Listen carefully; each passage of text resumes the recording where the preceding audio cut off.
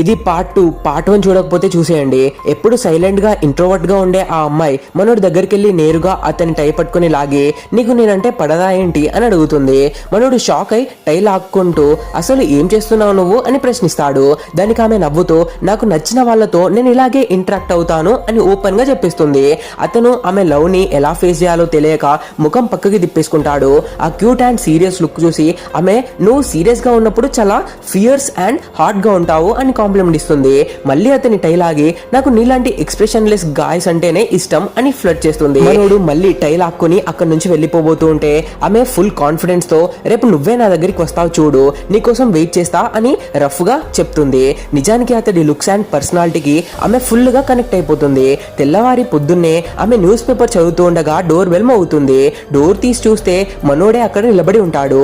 తెలుసురా నాయనా నువ్వు నా దగ్గరికే వస్తావని నాకు ముందే తెలుసు అని ఆమె ప్రౌడ్ గా నవ్వుతుంది.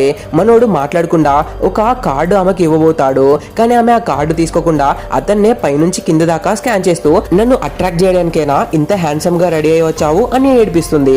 అతనికి ఏం మాట్లాడాలో అర్థం కాక ఫేస్ తిప్పుకుంటూ కనిపించిన ప్రతి ఒక్కరిని ఇలాగే లవ్ చేస్తావే ఏంటి అని అడుగుతాడు. ఆమె అతని జేబును పట్టుకుని డైరెక్ట్ గా ఇంట్లోకి లాక్కెళ్ళిపోతుంది. అతనేమో ఇంట్లోకి వచ్చి చుట్టూ ఉన్న డెకరేషన్ చూస్తూ ఉంటాడు. ఇద్దరు ఫేస్ టు ఫేస్ నిలబడగానే మనోడు ఆ కార్డుని టేబుల్ మీద విసిరేసి కోపంగా వెళ్ళిపోబోతూ ఉంటే ఆ అమ్మాయి అతన్ని గట్టిగా సోఫా మీదకి నెట్టేస్తుంది.